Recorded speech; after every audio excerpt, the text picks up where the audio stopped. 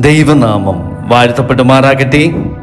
പിതാവിൻ്റെയും പുത്രൻ്റെയും പരിശുദ്ധാത്മാവിൻ്റെയും നാമത്തിൽ തന്നെ ആമേൻ.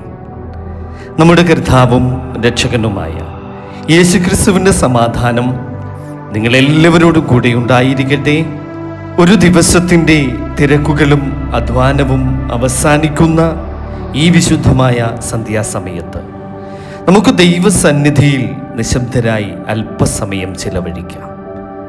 ഈ ദിവസം മുഴുവൻ നമ്മെ താങ്ങി നിർത്തിയ കർത്താവിന് നമുക്ക് നന്ദി അർപ്പിക്കാം. ജീവിതത്തിൻ്റെ യഥാർത്ഥ ലക്ഷ്യം എന്താണെന്ന് ഓർമ്മിപ്പിക്കുന്ന ഒരു ദിവ്യ സന്ദേശമാണ് ഇന്നത്തെ നമ്മുടെ സന്ധ്യാ തിരുവചന ധ്യാനവാക്യം. വിശുദ്ധ യോഹന്നാൻ എഴുതിയ സുവിശേഷം 6-ാം അധ്യായത്തിൻ്റെ 27-ാം വാക്യമാണ്. നശിച്ചു പോകുന്ന ആഹാരത്തിനായിട്ടല്ല, നിത്യജീവങ്കലേക്ക് നിലനിൽക്കുന്ന ആഹാരത്തിനായിട്ട് തന്നെ പ്രവർത്തിപ്പീൻ, അത് മനുഷ്യപുത്രൻ നിങ്ങൾക്ക് തരും. ആമേൻ, ഹല്ലേലൂയ. ഈ വചനം നമ്മുടെ ജീവിതത്തിൻ്റെ മുൻഗണനകളെ പരിശോധിക്കുവാൻ വിളിക്കുന്ന ദൈവത്തിൻ്റെ ഒരു ശബ്ദമാണ്. പ്രിയ സഹോദരങ്ങളെ, നമ്മുടെ ജീവിതത്തിൻ്റെ ഭൂരിഭാഗം സമയവും നാം ചിലവഴിക്കുന്നത് നശിച്ചു പോകുന്ന കാര്യങ്ങൾക്ക് വേണ്ടിയാണ്. ജീവിക്കുവാൻ ഭക്ഷണം വേണം, വസ്ത്രം വേണം, നമുക്കൊരു ഭവനം വേണം, നമുക്കൊരു ജോലി വേണം, നമുക്ക് സാമ്പത്തിക സുരക്ഷ വേണം. ഇവയെല്ലാം നമുക്ക് ആവശ്യമാണ്. എന്നാൽ ഇവയൊന്നും മനുഷ്യൻ്റെ അന്തിമ ലക്ഷ്യമല്ല. യേശുദമ്പുരാൻ നമ്മെ ഓർമ്മിപ്പിക്കുന്നത് ഇതാണ്: നശിച്ചു പോകുന്ന ഒരു ആഹാരത്തിനായിട്ടല്ല. എത്ര സമ്പാദിച്ചാലും ഒരു ദിവസം എല്ലാം ഇവിടെ തന്നെ ഉപേക്ഷിച്ച് നാം പോകേണ്ടി വരും.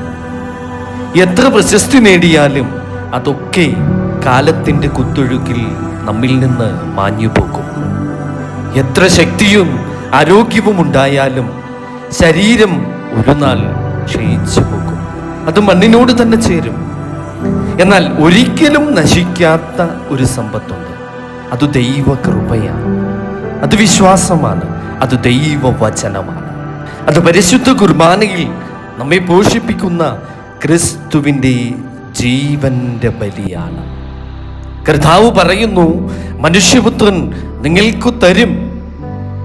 ഇവിടെ ഒരു വലിയ സത്യമുണ്ട്: നിത്യജീവൻ മനുഷ്യൻ സ്വന്തമായി നേടുന്ന ഒന്നല്ല, അത് ദൈവത്തിൻ്റെ ദാനമാണ്. നാം പ്രാർത്ഥനയിലൂടെ അത് സ്വീകരിക്കണം, വിശുദ്ധ കുർബാനയിൽ പങ്കുചേരണം, തിരുവചനം ധ്യാനിക്കണം, അനുതാപത്തോടെ കർത്താവിങ്കലേക്ക് മടങ്ങി വരണം. ഇന്നത്തെ ലോകം നമ്മോട് പറയുന്നു, നിങ്ങൾ കൂടുതൽ സമ്പന്നരാകൂ, നിങ്ങൾ കൂടുതൽ സ്വന്തമാക്കൂ, നിങ്ങൾ കൂടുതൽ പ്രശസ്തി നേടൂ. എന്നാൽ യേശുദമ്പുരാൻ നമ്മോട് പറയുന്നു, ആദ്യം ദൈവരാജ്യം അന്വേഷിക്കൂ. സന്ധിയാകുമ്പോൾ നമുക്ക് സ്വയം നമ്മോട് തന്നെ ഒന്ന് ചോദിച്ചു നോക്കാം: ഇന്നു ഞാൻ എത്ര സമയം എൻ്റെ ദൈവത്തിനായി മാറ്റിവെച്ചു? എത്ര സമയം ഞാൻ പ്രാർത്ഥിച്ചു? എത്ര സമയം തിരുവചനം വായിച്ചു? എത്ര പേരെ ഞാൻ സ്നേഹിച്ചു? എത്ര പേരോട് ഞാൻ ക്ഷമിച്ചു? ഇവയാണ് നിത്യജീവന്റെ ആഹാരത്തിലേക്കുള്ള ചോദ്യങ്ങൾ. നമ്മുടെ ആത്മാവിന് വിശപ്പുണ്ട്. ആ വിശപ്പ് ലോകം ഒരിക്കലും നിറയ്ക്കുകയില്ല. ക്രിസ്തുവിന് മാത്രമേ ആ വിശപ്പ് മാറ്റുവാൻ സാധിക്കുകയുള്ളൂ. അതുകൊണ്ടാണ് വിശുദ്ധനായ അഗസ്തീൻ പറഞ്ഞിരിക്കുന്നത്, കർത്താവേ, അങ്ങിൽ വിശ്രമിക്കുന്നത് വരെ ഞങ്ങളുടെ ഹൃദയം അസ്വസ്ഥമായിരിക്കുമെന്ന്. പ്രിയരെ, ഈ സന്ധ്യാസമയത്ത് യേശുദമ്പുരാൻ വീണ്ടും നമ്മുടെ ഹൃദയത്തിൻ്റെ വാതിൽ മുട്ടുകയാണ്. നിന്റെ ആത്മാവിന് ആഹാരം നൽകുക, എന്നോട് കൂടി സമയം ചിലവഴിക്കുക, ഞാൻ നിനക്ക് നിത്യജീവന്റെ അപ്പം തരാം. ഈ വിളിക്ക് ഇന്നു നാം മറുപടി നൽകാം. ദൈവത്തോട് കൂടുതൽ നമുക്ക് അടുത്തു വരാം, നമുക്ക് വിശുദ്ധിയിൽ വളരാം, സ്നേഹത്തിൽ ജീവിക്കാം. അപ്പോൾ നമ്മുടെ ജീവിതം ഭൂമിയിൽ അനുഗ്രഹവും സ്വർഗത്തിൽ നിത്യസന്തോഷവുമായിരിക്കും. ഹല്ലേലൂയ. പ്രിയ ദൈവമക്കളെ, നമുക്കൊരു നിമിഷം നമ്മുടെ കണ്ണുകൾ അടച്ച് നമുക്ക് ദൈവസന്നിധിയിൽ താഴ്മയോടെ അപേക്ഷിക്കാം. കരുണയും ദയയും നിറഞ്ഞ സ്വർഗീയ പിതാവാം ദൈവമേ, ഈ സന്ധ്യാസമയത്ത് ഞങ്ങൾ അങ്ങയുടെ വിശുദ്ധ സന്നിധിയിലേക്ക് താഴ്മയോടെ അടുത്തു വരുന്നു. ഞങ്ങളുടെ ജീവിതത്തിൽ നശിച്ചു പോകുന്ന കാര്യങ്ങൾക്കാണ് പലപ്പോഴും കൂടുതൽ പ്രാധാന്യം നൽകിയതെന്ന് ഞങ്ങൾ ഏറ്റുപറയുന്നു. അങ്ങയുടെ വചനത്തെ അവഗണിച്ച ദിവസങ്ങൾ ഞങ്ങൾക്കുണ്ടായിരുന്നു. പ്രാർത്ഥിക്കാതെ കഴിഞ്ഞ നിമിഷങ്ങൾ ഞങ്ങൾക്കുണ്ടായിരുന്നു. വിശുദ്ധ ജീവിതത്തിൽ അലസത കാണിച്ച സമയങ്ങൾ ഞങ്ങൾക്കുണ്ടായിരുന്നു. കർത്താവേ, അടിയങ്ങളോട് കരുണ തോന്നണമേ. ഞങ്ങളുടെ അഹങ്കാരം അവിടുന്ന് ക്ഷമിക്കണമേ. സ്വാർത്ഥത അവിടുന്ന് ക്ഷമിക്കണമേ. അനുസരണക്കേട് അവിടുന്ന് ക്ഷമിക്കണമേ. ഞങ്ങളുടെ ആത്മാവിൻ്റെ വിശപ്പ് അങ്ങയുടെ ജീവനുള്ള വചനത്താൽ നിറയ്ക്കണമേ. വിശുദ്ധ കുർബാനയോടുള്ള സ്നേഹം അടിയങ്ങളിൽ വർദ്ധിപ്പിക്കണമേ.